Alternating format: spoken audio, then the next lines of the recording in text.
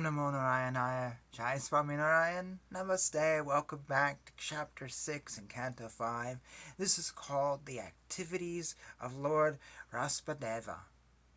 King Parikshit asked Sukadeva Goswami, "My dear Lord, for those who are completely pure in heart, knowledge is attained by the practice of bhakti yoga, and attachment for fruitive activity is completely burned to ashes.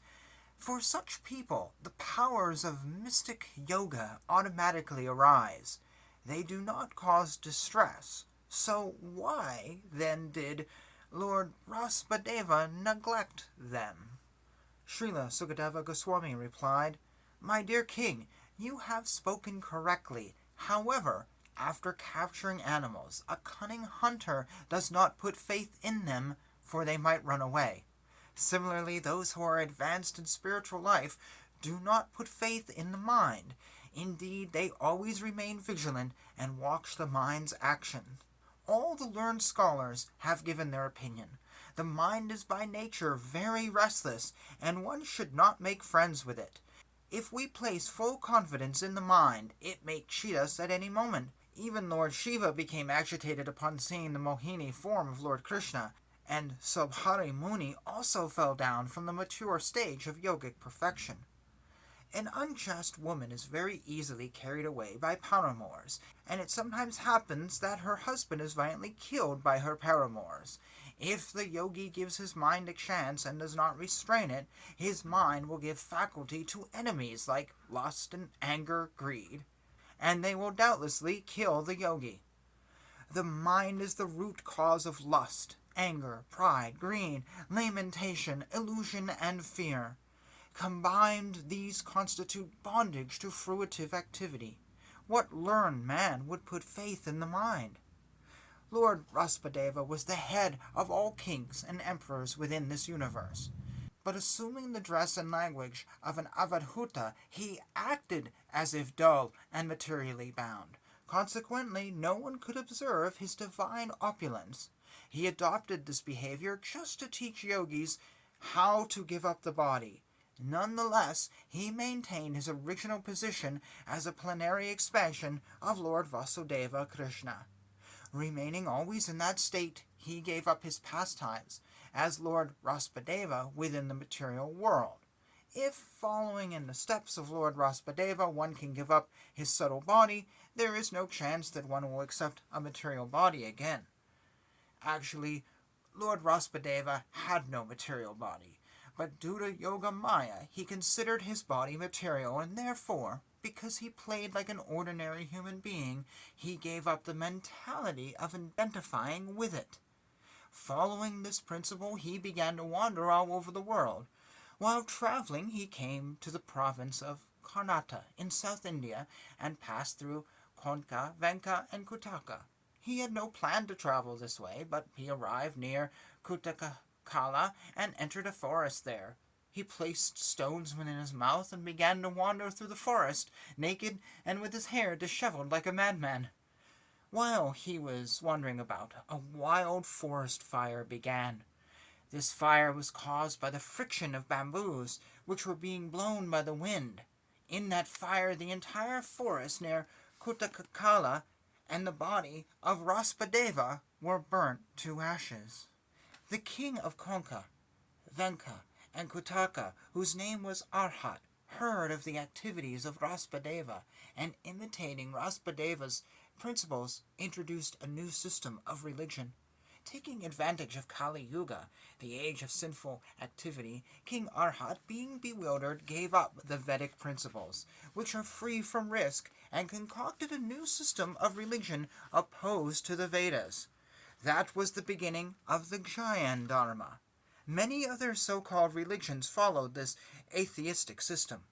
People who are lowest among men and bewildered by the illusory energy of the Supreme Lord will give up the original Varnashrama Dharma and its rules and regulations. They will abandon bathing 3 times daily and worshipping the Lord. Abandoning cleanliness and neglecting the Supreme Lord, they will accept nonsensical principles. Not regularly bathing or washing their mouths regularly, they will always remain unclean, and they will pluck out their hair. Following a concocted religion, they will flourish. During this age of Kali, people are more inclined to irreligious systems. Consequently, these people will naturally deride Vedic authority, the followers of Vedic authority, the Brahmanas, Lord Vishnu, and the devotees. Low-class people, due to their gross ignorance, introduce a system of religion that deviates from the Vedic principles. Following their own mental concoctions, they automatically fall down into the darkest regions of existence.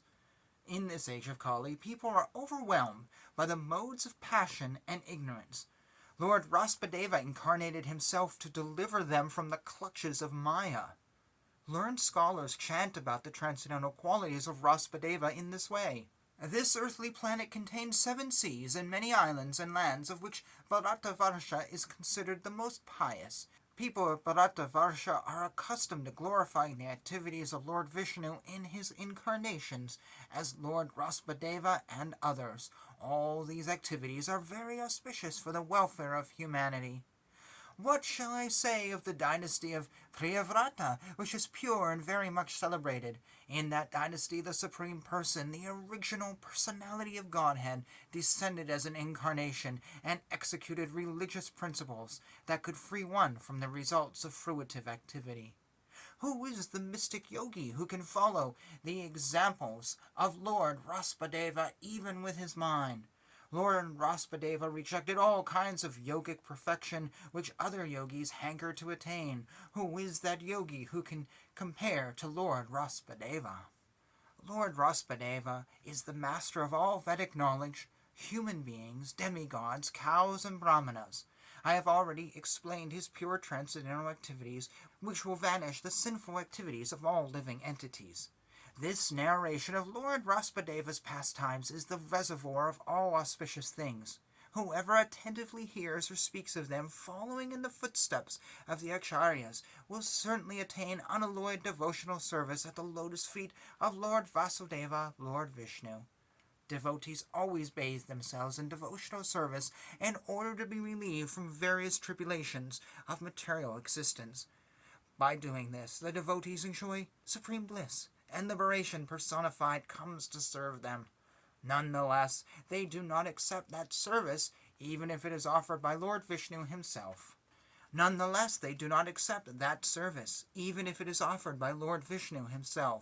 For the devotees, liberation is very unimportant because, having attained the Lord's transcendental loving service, they have attained everything desirable and have transcended all material desires. My dear King, the Supreme Person, Mukunda, is actually the maintainer of all the members of the Pandava and Yadu dynasties. He is your spiritual master, worshipful deity, friend, and director of your activities. To say nothing of this, he sometimes serves your family as a messenger or servant. This means he worked just as ordinary servants do. Those engaged in getting the Lord's favor attain liberation from the Lord very easily, but he does not very easily give the opportunity to render direct service unto him. Lord Vishnu, Lord Rsabhadeva, was fully aware of his true identity. Therefore, he was self-sufficient, and he did not desire external gratification. There was no need for him to aspire for success, since he was complete in himself. Those who unnecessarily engage in bodily conceptions and create an atmosphere of materialism are always ignorant of their real self-interest. Out of his causeless mercy, Lord Rsabhadeva taught the self's real identity and the goal of life. We therefore offer our respectful obeisances unto the Lord, who appeared as Lord Rsabhadeva. Thus ends chapter 6. And the wonderful story of the Lord Rsabhadeva. I want to make a technical comment. There is a word that is used very often, and today I think pretty much everyone uses it in the same context, but when this was written, it had a very different meaning, and the word is atheist. Today, when we say atheist, I'm pretty much sure everyone knows the word as being defined by not believing in God. But that is not the traditional definition in Sanatana Dharma. Atheist meant not believing in the scriptures. It was assumed, always assumed, you believed in God. How could you not believe in God? The concept of there being no God, and this is just a bunch of random things that have been put together in what we call a kitchen. No one thought that. A madman would think that. Someone beyond a man would think that. There is a God, of course there is. Atheist meant you believed in a God, you just didn't believe in the Vedic scriptures. And I wanted to mention that because there was a little dig here. I know you caught it. The dig comes off differently because of how we define the word atheist. So it says, King Arhat, being bewildered, gave up the Vedic principles, which are free from risk, and concocted a new system of religion opposed to the Vedas. That was the beginning of the Jain Dharma. Many other so-called religions followed this atheistic system. You see, right here, if you define atheist as not believing in God, this doesn't really make sense. It would be like, well, he started a religion not believing in God. We know the Jain religion believes in God. Absolutely it does. But if you define atheist in the traditional way, as in gave up the Vedic principles or opposed to the Vedas, now it makes complete sense. He is not a believer in the Vedas. That's it. That's what atheism has always meant in Sanatana Dharma. If you do not believe in the Vedas, you're an atheist.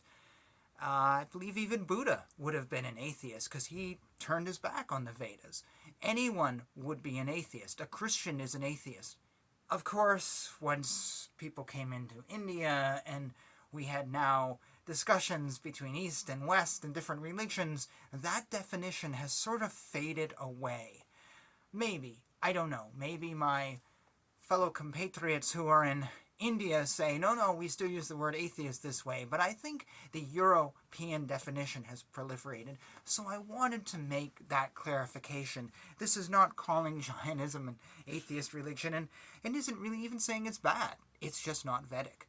To go one step further, there is actually people in the tradition of Sanatana Dharma who have been called atheists because they have rejected the Vedas. I don't want to say necessarily which group because I can't remember right now, but I know there is a few groups that were clearly, had all the practices and everything, but they didn't believe the Vedas. They believed something else. Maybe it was the Puranas or Agamas or some sutras or whatever, and because of that, they're then called atheists. So next time, chapter 7, as we roll through this, there's only 27 chapters total, so this is actually a short canto compared to some of them. And thank you for joining me. I hope you're enjoying this. I love this book. If you don't know it by now, I absolutely love this book. And until next time, Jai Shri Krishna, Jai Shri Swami Narayan, Hare Krishna, Krishna Krishna, Hare Hare, Hare Rama, Rama Rama, Hare Hare.